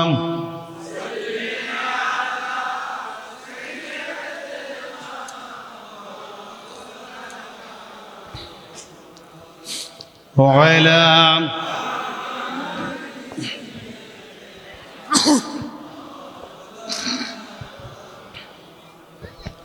তাহলে সাহাবায়ে কেরামদের এই দানের ঘটনা থেকে আমাদের উপদেশ নেওয়া লাগবে কিনা? আমাদের জন্য শিক্ষা আছে কিনা? সেই শিক্ষাটা হচ্ছে মালি বন্দেগীর প্রতিযোগিতা। আমরা করবো কিনা ইনশাআল্লাহ? আল্লাহ তৌফিক দান করুন বলে আমিন। রুহানি জিসমানি এবং মালি বন্দেগী, তিন বন্দেগী যারা করবে তারা হচ্ছে সিফাতি মুসলমান, খাঁটি ইমানদার। মানে আলহামদুলিল্লাহ। তারা হচ্ছে মুত্তাকি, তারা হচ্ছে জান্নাতি, এবং প্রতিযোগিতা করলে তারা হয়ে যাবে সাবিকিন মুকাররামিন। মানে আলহামদুলিল্লাহ। ফি জান্নাতিন নাঈম সুল্লাতুম মিনাল আউয়ালিন ওয়া কালিলুম মিনাল আখিরিন আলা সুরুরিম মাওদুনা। তারা বসবে স্বর্ণের খাট পালঙ্কে, স্বর্ণের কুরসিতে তারা উপবেশন করবে। মুত্তাকিন আলাইহা মুতাকাবিলিন, পরস্পর একজন আরেকজনের সামনাসামনি হয়ে বসবে। তাফসীরের ভিতরে এসেছে, যখন ওই জান্নাতি মানুষগুলো জান্নাতের খাট পালঙ্কে হেলান দিয়ে উপবেশন করবে, ওই সময় আল্লাহ রাব্বুল আলামিন তাদের সামনে তাদের খেদমতের জন্য নিযুক্ত খাদেমদার, তাদের খেদমতের জন্য নিযুক্ত গেলমান, জান্নাতি বালক জান্নাতি বয় প্রেরণ করে দিবেন। তারা ঘোরাফেরা করবে। ইয়াতুফু আলাইহিম ফিলদানুম মুখাল্লাদুন। বলেন আল্লাহু আকবার। খেদমতের জন্য তারা চলে আসবে এবং ওই জান্নাতি গেলমানদের কাছে থাকবে চিরকিশোর যারা কোনোদিন তারা বয়স্ক হবে না, কোনোদিন ওই তাদের কিশোর অবস্থা থেকে উপরের বয়সে তারা উঠবে না। ওই জান্নাতি বালকগুলো বিআকওয়াবিন ওয়া আবারিক, আল্লাহু আকবার, শরবতের পেয়ালা নিবে, শরাবান তহুরা নিবে, ও কাসিম মিন মাঈন, এবং শরবতের গ্লাস পান পাত্র নিয়ে তারা জান্নাতি বান্দাদের সামনে হাজির হয়ে যাবে। জোরে বলুন সুবহানাল্লাহ। লা ইউসাদ্দাউনা আনহা ওয়া লা ইউজিফুন, এমন শরবত তারা পান করাবে যেই শরবত শরাবান তহুরা, পান করলে পরে মাতাল হবে না, জ্ঞান বিলুপ্ত হবে না। আর একটা জিনিস তারা নিয়ে আসবে, হাজির করে দিবে ওই জান্নাতি বান্দাদের সামনে, সাবিকিন মুকাররাবিন বান্দাদের সামনে উপস্থিত করবে। ওয়া ফাকিহাতিম মিম্মা ইয়াতাখায়্যারুন, আল্লাহু আকবার। ওই জান্নাতি বান্দাদের পছন্দনীয় ফল, এমন ফল আনবেন না যেটা আপনার পছন্দ নয়, এরকম ফল আসবে। মোহতারাম হাজিরিন, আল্লাহ রাব্বুল আলামিন ওই জান্নাতের ফল ফলাদি জান্নাতি বান্দার সামনে হাজির করে দিবেন। জান্নাতি গেলমানেরা, জান্নাতি বালকেরা নিয়ে আসবে। যখন যেই ফল খাওয়ার ইচ্ছা মনে জাগবে, সেই ফল আপনার সামনে তারা হাজির করবে। আল্লাহু আকবার। মুখ দিয়া প্রকাশ করার প্রয়োজন হবে না, চেহারা দেখলে তারা বুঝতে পারবে যে মনে মনে আপনি কি ফল চাইতেছেন। আল্লাহু আকবার। এই সেই ফল আপনার সামনে তারা হাজির করবে। জোরে বলেন সুবহানাল্লাহ। ওয়ালাহমি তায়রিম মিম্মা ইয়াশতাহুন, আর তাদের সামনে পাখির গোশত হাজির করে দিবে। রুচিসম্মত পাখির গোশত হাজির করা হবে। তাফসীরের ভিতরে এসেছে, জান্নাতের আকাশে যদি কোনো পাখি উঠতে থাকে, ওই উড়ন্ত পাখি ভুনা হয়ে জান্নাতি বান্দার সামনে হাজির হয়ে যাবে। আল্লাহ পাকের কুদরত, ওই পাখির গোশত জান্নাতি বান্দারা খাবে। খাবার পরে আবার সেই পাখি আগের মতো জিন্দা হয়ে, জীবিত হয়ে জান্নাতের আকাশে উড়ে যাবে। সুবহানাল্লাহ। কোনদিন সেই জান্নাতের নিয়ামত শেষ হবে না। বলেন আল্লাহু আকবার। স্পর্শ করে নাই ওইরকম হুর, ওইরকম পুত পবিত্র জান্নাতি মেয়ের আল্লাহ পাক স্পেশাল ভাবে তৈরি করে রেখে দিয়েছেন। জোরে বলেন সুবহানাল্লাহ। সেই হুর আমরা চাই কিনা? সবাই চাই। কারা কারা চাই হাত তুলে দেখাই। বলেন আল্লাহুম্মা আমিন। আল্লাহ কবুল করুন, বলে আমিন। সেই হুর যদি চাই, সেই জান্নাতের নাজ নেয়ামত চাই, তাহলে কিছু কাজ করা লাগবে। এইবার আল্লাহ রাব্বুল আলামিন সেই কাজের কথা বর্ণনা দিচ্ছেন। আল্লাহ পাক বলেন, জাযাআম বিমা কানু ইয়ামালুন। ওই জান্নাতের ভিতরে জান্নাতের নাজ নেয়ামত, জান্নাতি হুর এবং জান্নাতের ফল ফলাদি সহ কোটি কোটি প্রকার বা তার চেয়েও বেশি নাজ নেয়ামত আল্লাহ বলেন আমি তৈরি করে রেখে দিয়েছি আমার ওই সমস্ত বান্দাদের জন্য। দুনিয়ার বুকে যারা আমি আল্লাহর বিধিবিধান পরিপূর্ণ দিন শিক্ষা করেছে এবং আমার বিধান অনুযায়ী পূর্ণাঙ্গ দিনের এই বিধিবিধানগুলো যথাযথভাবে আমল করেছে, সেই আমল করেওয়ালাদের জন্যই আমি জান্নাতের নেয়ামত পুরস্কার হিসাবে রেখে দিয়েছি। সুবহানাল্লাহ। তাহলে জানতে হবে আমল কয় ভাগ। আমল কয় ভাগ? আমল হচ্ছে প্রথমত দুই ভাগ। يعلم أن علوم المعاملة التي تقرب بها إلى الله تعالى تنقسم إلى ظاهرة وباطنة। বলেন আল্লাহু আকবার। প্রত্যেকটা মুসলমানের জানা দরকার, যেই আমলের মাধ্যমে, যেই কাজের মাধ্যমে মহান রব্বুল আলামিনের নৈকট্য হাসিল করা যাবে, তানকাসিমু ইলা যাহিরাতি ওয়া বাতিনা, সেটা হচ্ছে প্রথমত দুই ভাগ। বলেন সুবহানাল্লাহ। কয় ভাগ? একটা হচ্ছে জাহের, একটা হচ্ছে বাতিন। জাহেরি আমল ফিকহ, বাতিনি আমলের নাম কি? ইলমে তাসাউফ। ফাযাহির তো কিসমান। অথবা সেই জাহের ফিকহটা হচ্ছে আবার দুই ভাগ, এক ভাগের নাম ইবাদত আর এক ভাগের নাম কি? মুআমালাত। বাতিনটা আবার দুই ভাগ, মুহলিকাত, মুনজিয়াত। তাহলে আমলটা প্রথমত দুই ভাগ, জাহেরি আমল ফিকহ, বাতিনি আমল। এরপরে আমল কয় ভাগ? ইবাদত, মুআমালাত, মুহলিকাত, মুনজিয়াত। আল্লাহু আকবার। এখন আমার একটা প্রশ্ন, আমল যে চার ভাগ, প্রথমত দুই, এরপরে চার, এই যে চার ভাগ আমল, ইবাদত, মুআমালাত, মুহলিকাত, মুনজিয়াত, আমরা এখানে যারা উপস্থিত আছি অনেকে আমরা বিশ্বের বিভিন্ন রাষ্ট্রের খবরাখবর আমাদের হাতে আছে কিনা? বিশ্বের বিভিন্ন জায়গায় আমাদের আত্মীয় স্বজন থাকে এবং বাংলাদেশের বিভিন্ন জায়গায় বিভিন্ন চ্যানেলের ওয়াজ নসিহত অনেকে হয়তো কম বেশি শোনেন কিনা?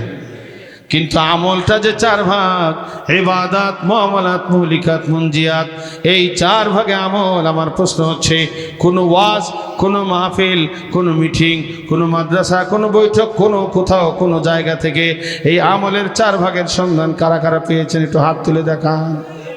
অন্য কোথাও কোনো জায়গা থেকে পাইছেন? আমরা কত বড় ভাগ্যবান! 1000 বছর আগে লিখিত কিতাব ইহয়া উলুমুদ্দিন, কিমিয়া সাদাত, ইকসির হেদায়েত, অসংখ্য কিতাবে এই আমলের রূপরেখা দেওয়া আছে। কোরআন হাদিস আল্লাহ পাক যত আইন কানুন বিধিবিধান বর্ণনা করেছেন, এর আমলের রূপরেখা হচ্ছে চার ভাগ। কয় ভাগ?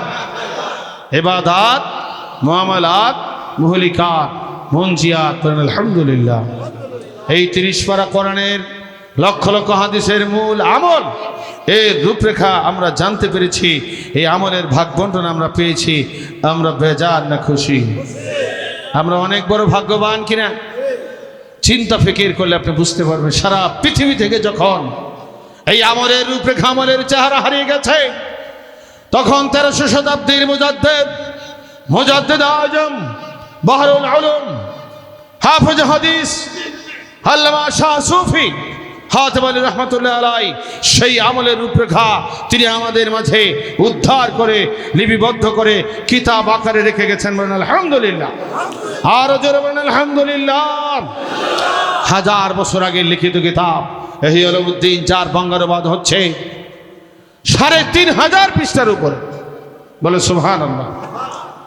সেই 3500 পৃষ্ঠা থেকে অতি সংক্ষেপে শরীয়ত বা ইসলাম ধর্ম নামে কিতাবটা দেন, শরীয়ত বা ইসলাম ধর্ম নামে আমাদের মাঝে তিনি উপহার দিয়ে গেছেন এই ছোট্ট কিতাব।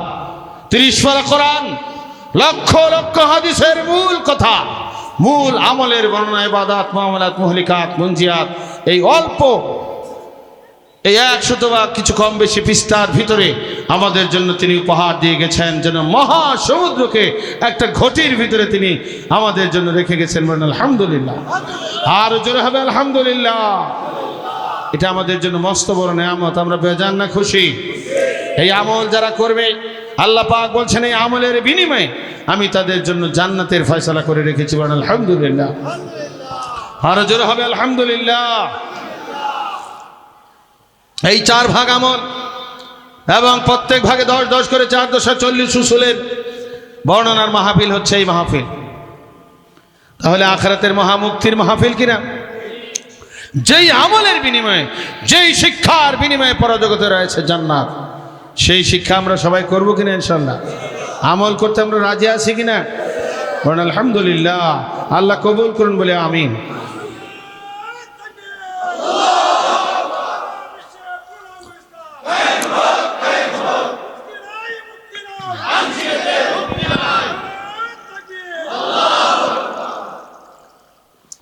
মোহতারাম হাজিরিন, আমরা যে কত বড় ভাগ্যবান, যদি আমরা একবার চিন্তা করি দেখি তাহলে বিষয়টা আমরা বুঝতে পারবো। চিন্তা ফিকির না করলে, গবেষণা না করলে বোঝা যাবে না কত বড় রত্ন, কত বড় নেয়ামত আমরা পেয়েছি। কথা ঠিক কিনা? এই জন্য হাদিসের ভিতরে এসেছে তাফাক্কুরু সাআতিন খায়রুম মিন ইবাদাতি 60 সানাত। ঘণ্টাখানেক সময় গবেষণা করে আল্লাহ রাব্বুল আলামিন 60 বছর বিরামহীন ইবাদতের সব তার আমলনামায় লিখে দেয়। বলে সুবহানাল্লাহ। তাহলে চিন্তা করতে হবে, ফিকির করতে হবে, কত বড় নেয়ামত আমরা পেয়েছি। সারা পৃথিবী থেকে যখন এই আমলের রূপরেখা বিলুপ্ত, সেই বিলুপ্ত আমলের রূপরেখা আমরা পেয়েছি, বলেন আলহামদুলিল্লাহ। এরপরে বন্দেগীর রূপরেখা সারা পৃথিবী থেকে বিলুপ্ত। আজকে বন্দেগীর ওয়াজ হচ্ছে, বন্দেগীর আয়াত পাঠ করা হচ্ছে সমস্ত মাহফিলগুলোতে, কথা ঠিক কিনা? কিন্তু সেই বন্দেগী যে গোড়ার দিকে 3 ভাগ, রুহানি বন্দেগী, জিসমানি বন্দেগী এবং মালি বন্দেগী, এর কোনো নামগন্ধ আছে সারা পৃথিবীতে? সারা পৃথিবী থেকে এটা হারিয়ে যাওয়ার পরে মুজাদ্দিদ আজম আমাদের জন্য এগুলো উদ্ধার করে রেখে গিয়েছেন। এই জন্যই তিনি মুজাদ্দিদ আজম। কেন তিনি মুজাদ্দিদ আজম? সবচেয়ে বড় মুজাদ্দিদ ইমামে আজম আছে কিনা? ইমাম আবু হানিফা রাহমাতুল্লাহ আলাইহি। আর মুজাদ্দিদ আজম বহরুল উলুম আল্লামা হাতিম আলী রাহমাতুল্লাহ আলাইহি, তিনি মুজাদ্দিদ, পৃথিবীর সবচেয়ে বড় মুজাদ্দিদ, এতে কোনো বিন্দু মাত্র সন্দেহ নাই, কথা ঠিক কিনা? তিনি উদ্ধার করেছেন পূর্ণাঙ্গ দিনের রূপরেখা, তিনি উদ্ধার করেছেন বন্দেগীর রূপরেখা, উদ্ধার করেছেন, সংস্কার করেছেন আমলের ভাগ বন্টন। এইভাবে তিনি উদ্ধার করেছেন তাবলিগের ভাগ বন্টন। তাবলিগ কয় ভাগ? তাবলিগ খাস, তাবলিগ আম, তাবলিগে হুকমি। উদ্ধার করেছেন ইহজগৎ হইতে পরজগতের দিকে 3টা রাস্তা, এইটাও তিনি বর্ণনা করে গিয়েছেন। দুনিয়ার মানুষ ধর্ম হিসেবে 3 ভাগ, মুমিন, মুনাফিক, কাফের। এইভাবে তিনি আলেম, পীর, বক্তার ভাগ বন্টন কিতাবে লিপিবদ্ধ করে গেছেন। আলেম ভালো, আলেম মন্দ, আলেম কামেল এবং নাকেস, ভাগ বন্টন আছে কিনা কিতাবের ভিতরে? হারিয়ে যাওয়ার পরে সেটা উদ্ধার করে গিয়েছেন মুজাদ্দিদ আজম রহমতুল্লাহ আলাইহি। আর সেই মুজাদ্দিদ আজম রহমতুল্লাহ আলাইহি বাতানো পথে বর্তমান জামানা নায়েবে রাসূল ওনারা এই প্রচার চালিয়ে যাচ্ছেন।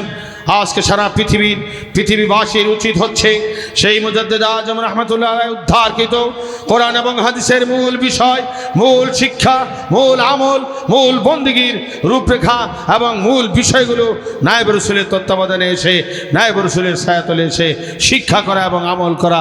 তাহলেই পরজগতে সবার জীবন হবে ধন্য। আল্লাহ সকলকে তৌফিক দান করুন বলে আমিন। لا يسمعون فيها لغوا ولا تأثيما। আল্লাহ রাব্বুল আলামিন বলছেন ওই জান্নাতের পরিবেশটা এত সুন্দর হবে, ওই জান্নাতের ভিতরে কোনো একটা বেহুদা কথা থাকবে না, কোনো একটা পাপের কথাও থাকবে না। ইল্লা কিলান সালামান সালামা। আল্লাহু আকবার।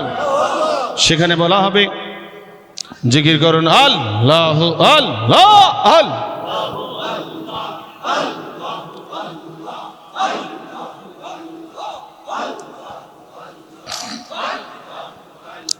জোরে জোরে আল্লাহ আল্লাহ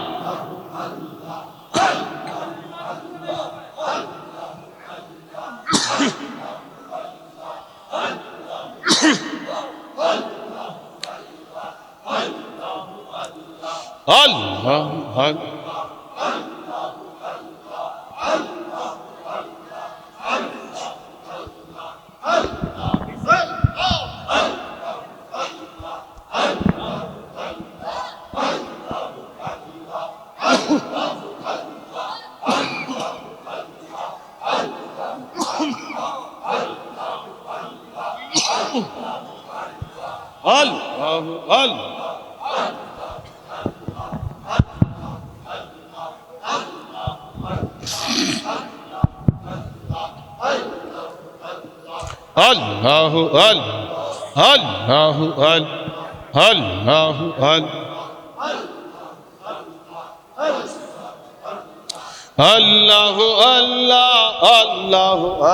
Allahu Allahu Allahu Allahu Allahu Allahu Allahu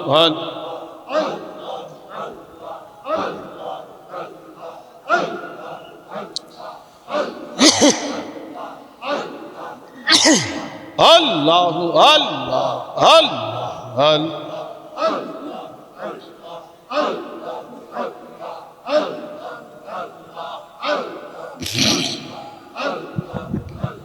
আল্লাহ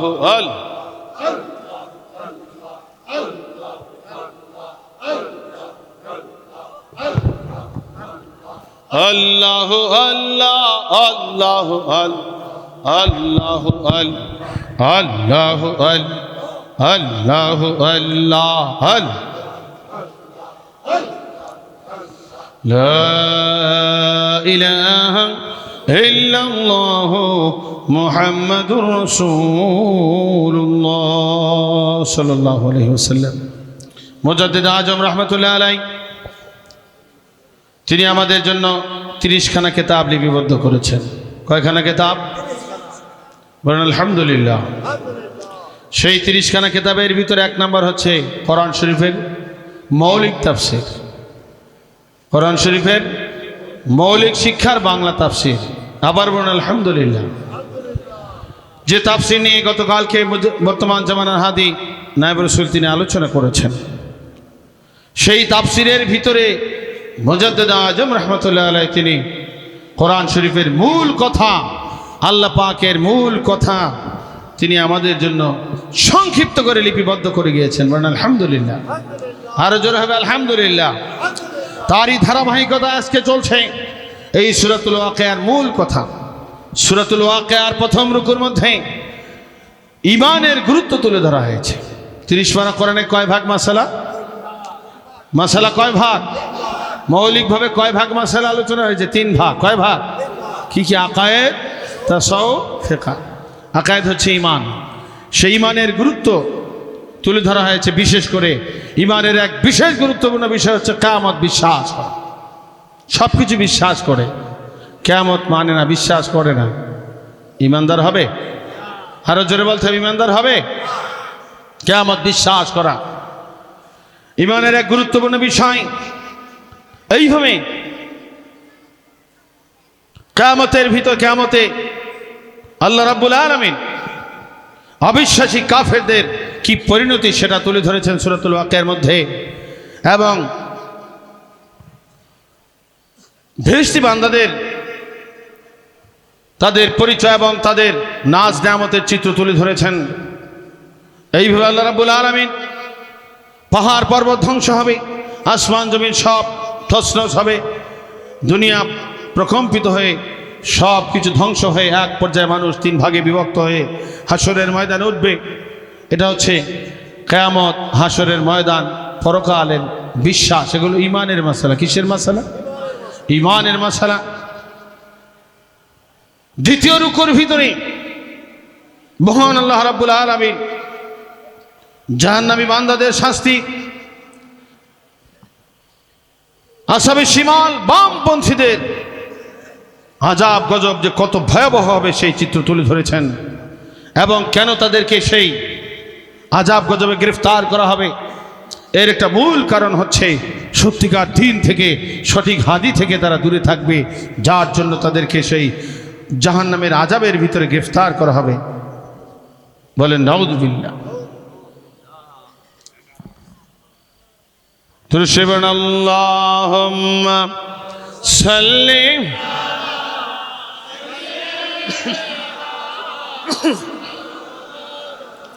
মুহাম্মাদ ওয়া আলা মাওলানা। দ্বিতীয় রুকুর ভিতরে মানুষের জন্ম এবং মৃত্যুর আলোচনা এসেছে, মানুষের রিজিকের আলোচনা এসেছে। মানুষের রিজিকদাতা কে? মানুষের সৃষ্টিকর্তা কে? আসমান জমিনের সৃষ্টিকর্তা কে? কোন মানুষ ইচ্ছা করলে একটা রিজিক তৈরি করতে পারে কি পারে?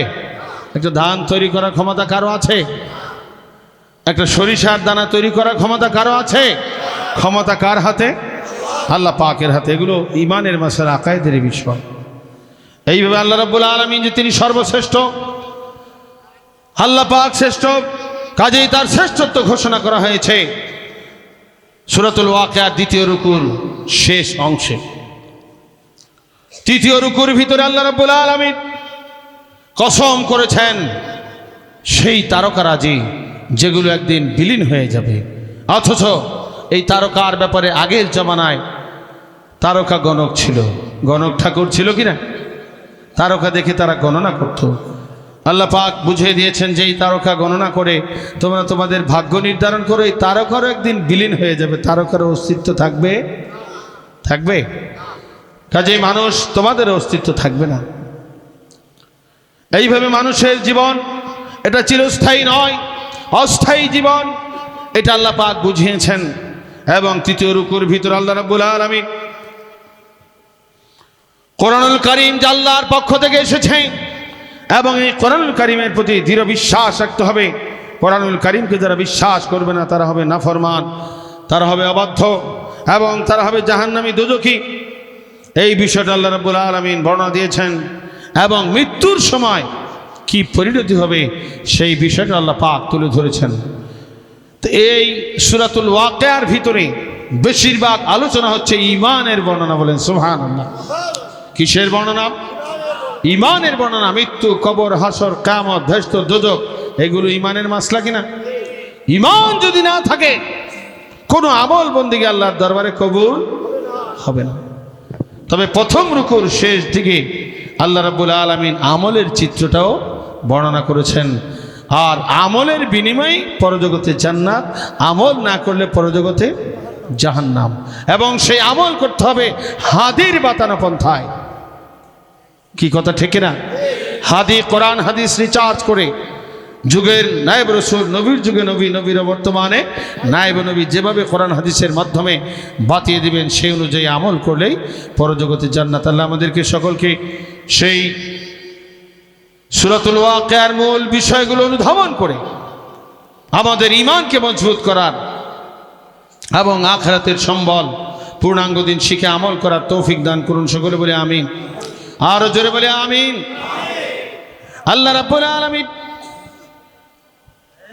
জান্নাতের পরিবেশ বর্ণনা করছেন। জান্নাতের ভিতর আল্লাহ বলছেন লা ইয়াসমাউনা ফিহা লাগওয়ান ওয়ালা তা'সীমা। কোন একটা বেহুদা কথা এবং জান্নাতের ভিতরে কোন একটা পাপের কথা শোনা যাবে না। ইল্লা কিলান সালামান সালামা, শুধু সালাম বলা হবে। সালাম, সালাম মানে শান্তি। আল্লাহর পক্ষ থেকে বেহেশতি বান্দাদের উপরে আসবে শান্তি। বলে সুবহানাল্লাহ। আরো জোরে হবে সুবহানাল্লাহ। বেহেশতি বান্দাদের উপরে আসবে শান্তি আল্লাহর পক্ষ থেকে। ফেরেশতারা বলবেন সালাম, এক বেহেশতি আরেক বেহেশতিকে বলবে সালাম। সালামের মানে হচ্ছে শান্তি। কাজেই বেহেশতের পরিবেশটা হবে শান্তির পরিবেশ। যারা বলেন সুবহানাল্লাহ। অশান্তির লেশ মাত্র থাকবে না। এখানে আরেকটা শিক্ষা হচ্ছে, আল্লাহ পাক বলছেন কোন একটা, কিন্তু দুনিয়াতে কিয়ামতের আগে এমন একটা যুগ আসবে, এমন একটা সময় আসবে যখন মানুষ সালামের পরিবর্তে গালিগালাজ করবে। তখন কিয়ামত অতি নিকটে আসবে। বলে নাউজুবিল্লাহ। এটা কিয়ামতের একটা আলামত। সালাম না দিয়া গালি দিবে, এরকম মাঝে মাঝে পাওয়া যায় কি না? সালাম না দিয়া কি দেয়? গালি দেয়। আল্লাহ রাসূল হাদিসে বলছেন এটা হচ্ছে কিয়ামতের আলামত। কাজেই হুঁশিয়ার, সাবধান। ঈমানদার বান্দা যারা সালাম বিনিময় করবেন, সালাম বিনিময়ে আমাদের জন্য অনেক অনেক নেকি রয়েছে।